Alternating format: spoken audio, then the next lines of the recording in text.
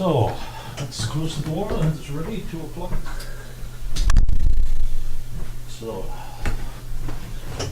hello and welcome for today's short seminar talking about GY HM650 regarding new firmware version 3.0. Well, I guess, or I assume that one of the camera which you see here in front of me is one of yours already, or you have an idea to purchasing them, or you are a dealer and you want to know what is going to change on the version 3.0. Well, in the previous seminar I already explained how you do a firmware update, so this is not an issue for today. So we're talking today only for the difference in case of the features.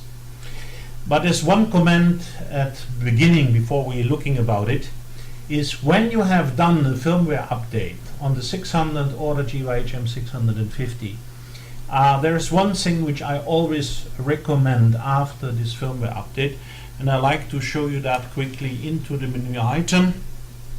Let me switch to the camera itself, to the menu surface. Let's go to the menu point and let's go to system at first. And scroll down to the end of there where is the system, there is a, sorry, it's the system information. First of all, you can see the system information. I'll make it a little smaller, and then you can see, let me do an expose on this image. Hold on a second. So, okay. That makes me a little bit easier. So you can see here the firmware version. This is it calls FAUS304. That's actually the version 3.0 firmware, and this is information on the system menu which you see here above. But what I recommend after the system setup, please do a reset all at first, because there is some mandatory changes into the camera, and maybe some memory is stuck on the old firmware setups. So it's always better after a new firmware update that you say reset all. Of course, you have to input your connection data. For example, if you want to do live streaming and so on a 650, maybe you have already some connection set up.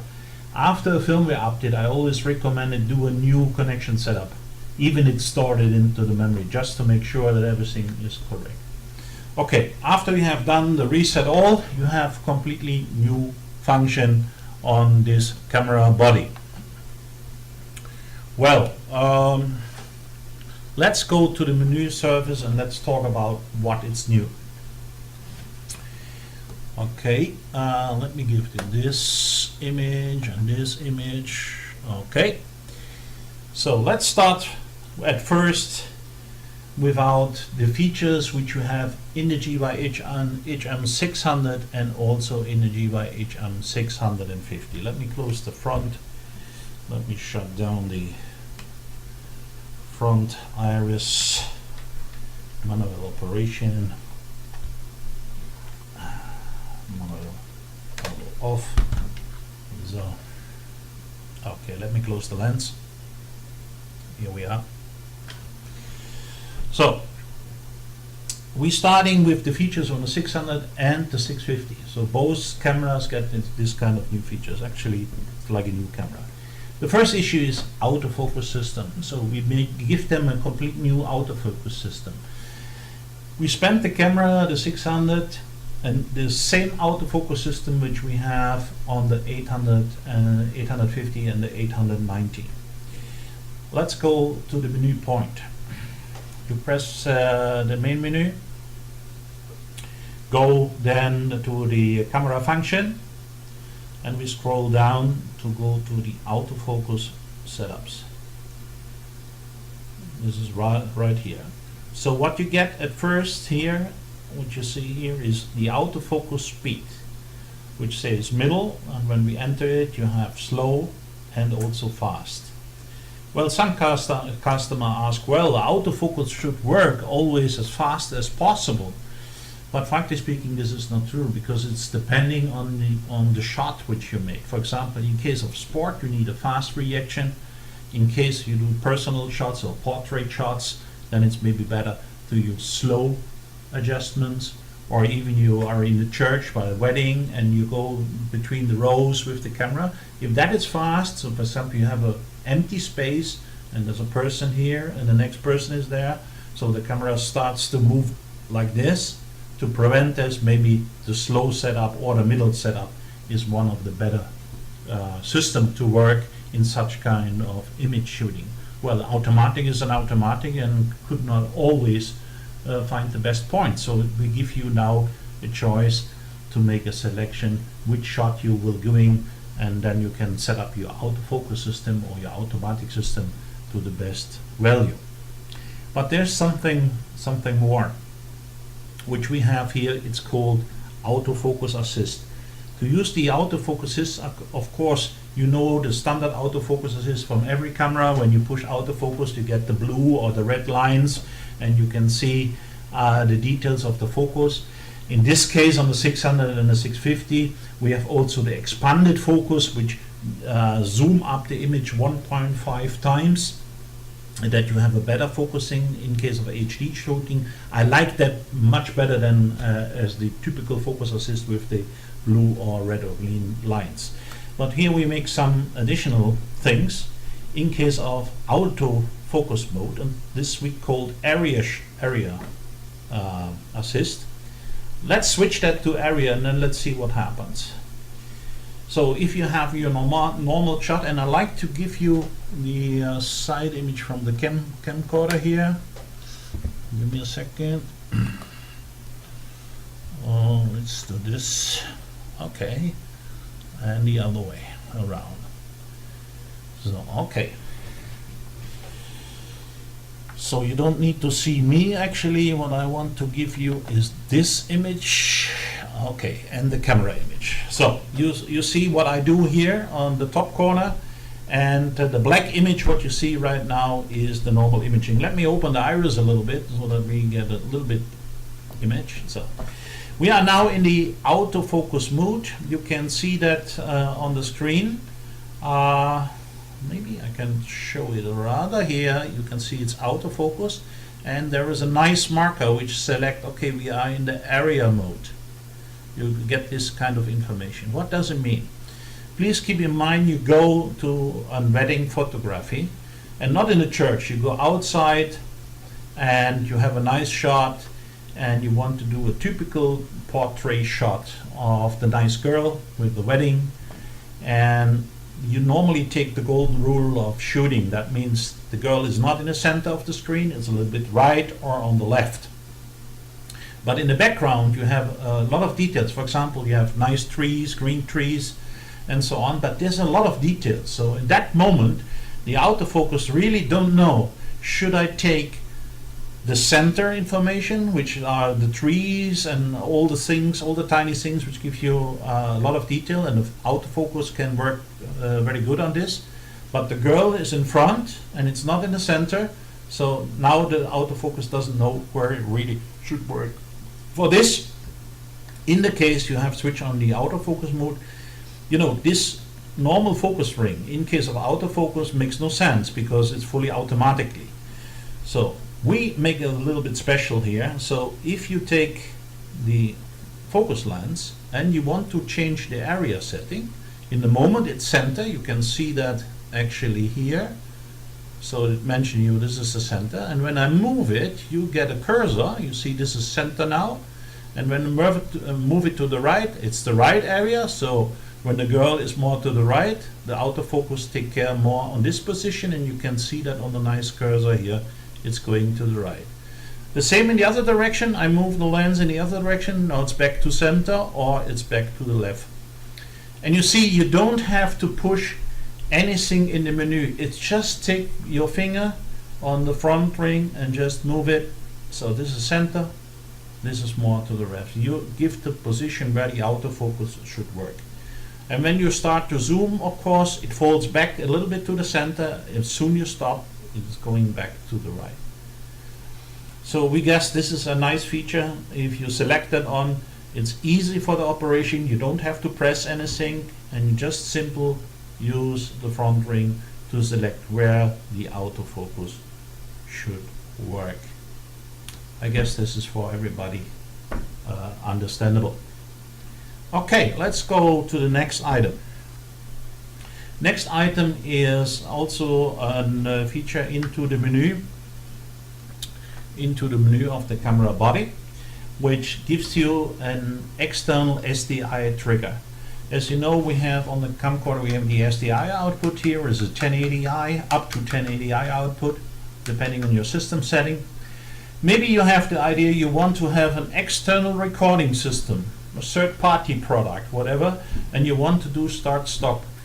And most of these third-party products have a choice to make an external trigger. Yeah, well, you can do that over the timecode, you can do that over the LANC protocol, but also it's an embedded signal in the SDI output video signal. And this is the new function which you allows now to give this kind of signal over the SDI. So you're going into the menu, going into the AV set, and when you are in the AV set, you go to the video set and scroll a little bit down. There you find the new feature which is called SDI trigger. If I set it on, when you press record, a signal will go out on the SDI line here, and it gives you the choice to have the signal. Okay, let's see. This is the SDI output for a third-party product. So if you set SDI on, so will the trigger signal will be follow up there. Okay, this is another feature.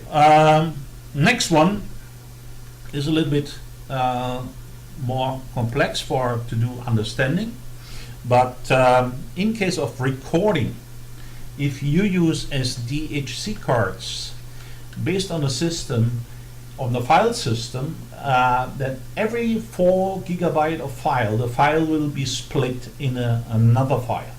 So for example, you're going to continuous recording, but every 4 GB the file is split in the next file. Well, you do not lose anything about it, so you just even there's no audio gap or something else. If you take that to the NLA, file A, file B together, so there's continuous, there's no drop, nothing between.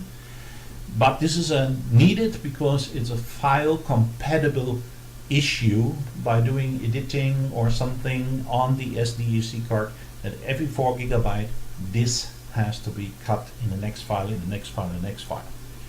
Well, in case of SDXC cards, XC card I have the benefit that you have more capacity, and also the file format on this card is different.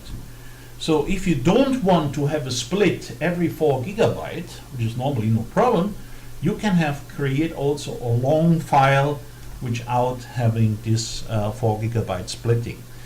In the theoretical terms, you can create a file with a 64 GB up to 4 hours is one single file. Yeah? Otherwise, it's splitted. But this is only in the case of SDXC card. Let's have a quick view where you can find this in the menu. You're going to the system menu, going to your record set, going down, and then you can see here 4 GB spending on the SDXC card. When this is on, then the files are handled like normal on an SDHC card. That means every 4 GB automatically a new file is created without any loss between. If you switch that off, set to off, then of course then you can continuously do recording, but that works only in case of the SDXC card. Another new thing which you found here is the recording in dictim folder. Well, the DCIM folder file, most people who handle normal photo cameras, everybody know this file format because this is typical for imaging. But this has some compatibility reason with Apple system. So if you want to create a file, immediately want to play back that on an Apple iPhone or whatever, so then it's needed that you switch this DICM folder on. That makes your file recording compatible with a file structure which is handled in Mac. So if you switch that off, then you have normal file regulation handling.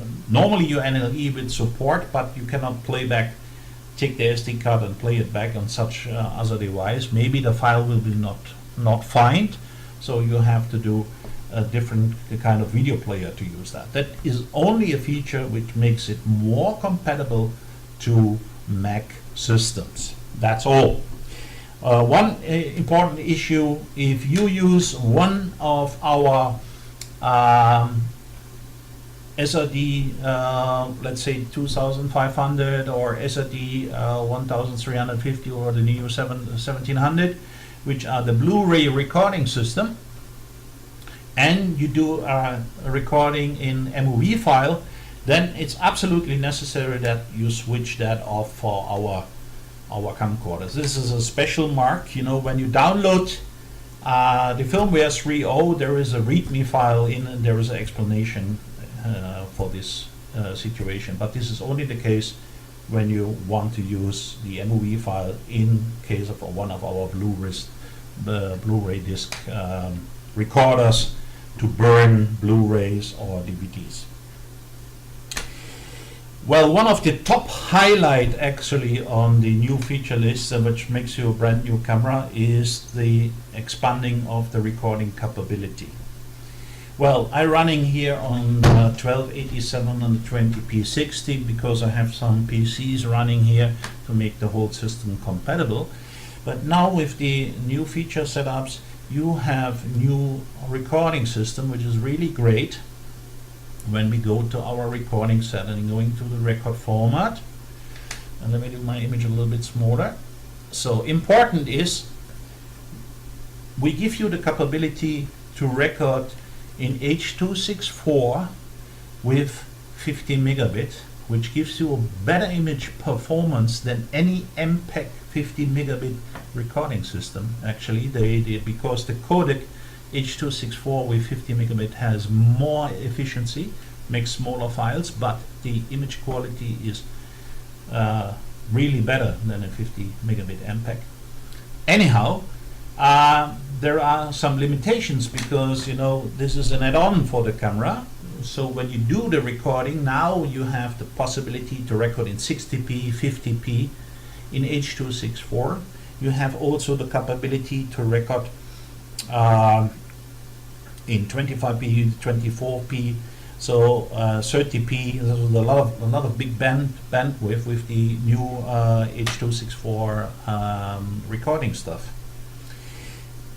There is one limitation is, of course, the camera needs more power and they need the capability of that one. So if you want to record in 60p or in 50p, which gives you an excellent image performance, then you cannot do web operation like live streaming.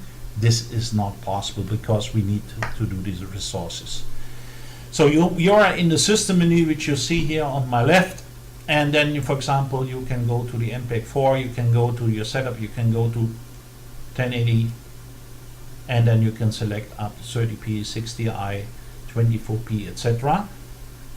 But we have to change from MPEG to H264. H264 allows you in also to record in 35 megabit. You can have 50p in HQ, and also you can see you can have that in 60p recording. So here's your new recording sets. Of course, I will not change because then I lose the imaging here.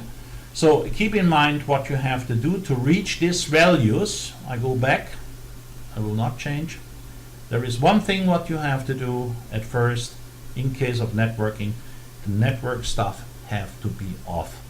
That is one important issue to allow the system to record in 60p. Well, if you want to do live streaming has the capability for 720p, 25p or 30p, or 1080i. So there is no 50p or no 60p. So your whole system, of course, needs to be changed anyway then to a standard resolution at the 50i or 720p 50. So that gives you, I think, a really big benefit. You get an excellent also camera option to record in 50 and 60p. The output, of course, this is a software update, and the hardware supports you here with that kind of recording in case of playback. So you record 60p or 50p 1080. Of course, you still can have a playback here, but of course this is not a 3G output. So you have 1080i output when you do a playback. But when you take the file out, going to your NLA systems, of course, then it's of course 1080, 60p or 50p. Well, that's so far the most things. There is some updated also for the 650 users. And for the 650 users, I will switch back to the network operation. I put the network on. So what we have new for the people who have the 650 in addition, that is the new live streaming rates. Here, for example, we have 1280, 724, there is 1080. I will mention to you that verbal. So we have additional live streaming rates with the 60 protocol, which is built in, as you can see that quickly here. In case of live streaming, you get the 60 protocol, you get the RTSP protocol in addition to the standard UDP as you have before. And also you have now the streaming capability from 200 kilobit up to 8 megabit, depending if you use UDP or TCP or RTSP. In case of using 60, of course, there is some limitation of the bit rates. In 1080i, 2.5 megabit, in 720p up to 3 megabit, and in SD, of course, you have the bigger bandwidth up to 3 megabit, from 200 kilobit up to 3 megabit. So that you have all the streaming capability like on the 800. So if you want to have more details regarding the new streaming capability, you can have a look to the previous seminar of the 800, 890, because now this camcorder have the same capability as the ENG shoulder cam, new shoulder cam camcorder from us. So both cameras have the same capability right now. There are some other improvements for the system, for example, for the time code, etc. But it is rather a little bit difficult to show that here. So that is in the detail list of that one. So what you get is a new features. Let me summarize this quickly for you. Again, you have a complete new autofocus system, which have a speed selection, you have the area detection left and right, you have the external trigger function in that, and we have the 4 gigabyte spanning, so you, in case of SD cards, you can have one single file very long. We have the dictum feature in case to make it more compatible to a normal Mac device like an iPad or something like that.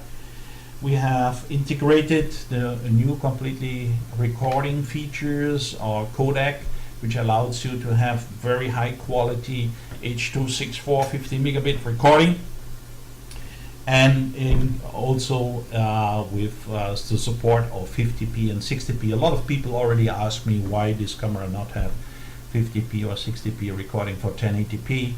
So, well, it's there now, which I promise, and it's all free of charge. So if a customer wants to have, he has the camera, please make an upload. If you're maybe too shy to do it, please go to your dealer and ask for help to do the firmware update. It's easy doing, in about 15 minutes you have to done the update. And again, there is an explanation how to do the update on our web seminars videos already. So furthermore, you have the people who have the 650, they have also the new streaming capability with UDP, which is already there, but wider range, 200 kilobit up to 8 megabit. And also you get the RTSP protocol and the 6E protocol. What is 6E? What is RTSP? This is also a previous seminar already. So if you want to know more about that, please have a look to the website before. This is something which before we end about here with the camcorder, I want to have a quick view to that page because I made a slightly change here on the website and give you a short explanation. We have here the DOC download on this website, and when you click here, you can see normally there is a button which you can go ahead for the download area, and now it's blocked. For you, this is only when you are already joined the seminar and you have done a login, so that you see, for example, the video right now, which is running here. You can go to the DOC download here, and then now it's open and you can download. This is just a little bit more secure. It's for us that not everybody can pick up the files there. So if you are registered or you have a password from us to join the seminar with the same login, you can do anytime. You can go back to the page, even there is no webinar running, make your login, then you open the DOC download, and then you can find there all the video and the seminar datas. And this video is also recorded, so I put it on the web very soon. Now we have a national holiday here in Germany on Monday, so I guess maybe next, let's say latest Thursday, it will be here on the website for downloading this seminar of today.